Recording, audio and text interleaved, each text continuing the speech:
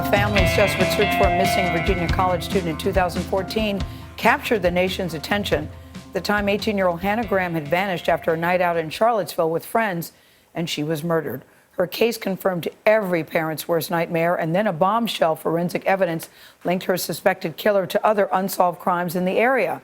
Susan Spencer has a preview of her report for tomorrow's 48 Hours. Hannah Graham went missing more than a year and a half ago. We're going to continue to work relentlessly till we find Hannah Graham, because it's been a week and we can't find her. Her parents, John and Sue Graham, made desperate appeals for help. She's our only daughter, and she's enormously precious to us all. Hannah was last seen alive in surveillance videos. Charlottesville attorney Lloyd Snook walked us through them. This is McGrady's, a restaurant, and you'll see Hannah Graham coming in from the left, the lower left. She's highlighted. She seems a little unsteady on her feet, both here and later on in the video. She is next seen on camera at the Charlottesville downtown mall. Surveillance tapes also capture a man walking in the foreground. You'll notice he's a pretty distinctive looking guy. He is 32-year-old Jesse Leroy Matthew Jr., seen in the last video walking with Hannah. Jesse Matthew Jr. was indicted for abduction and murder of Hannah Graham. His indictment leads to a bombshell. DNA science is ultimately what connected three separate cases.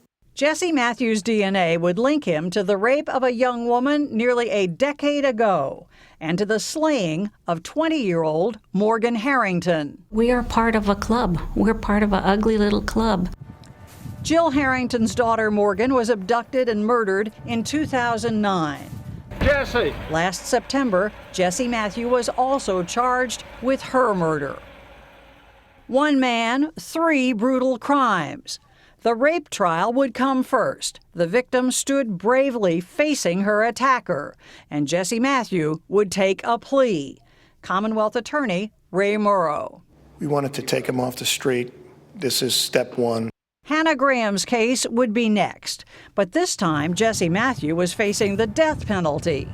Then in March, just months before that trial was to begin, an announcement. Today, Jesse Matthew Jr. pled guilty to the first-degree murder of Hannah Graham and guilty to the first-degree murder of Morgan Harrington.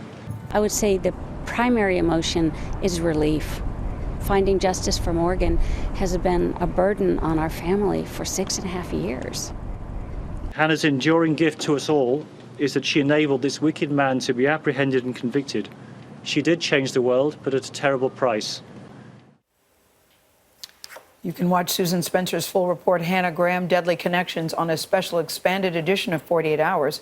That's tomorrow night, beginning at 9, 8 Central, right here on CBS. I remember both of those stories. As a parent, you just think, it can't get any worse than that. And I did not know that he had pled guilty. I didn't either. And it's a great testament to the great investigators who put those pieces together. Yes.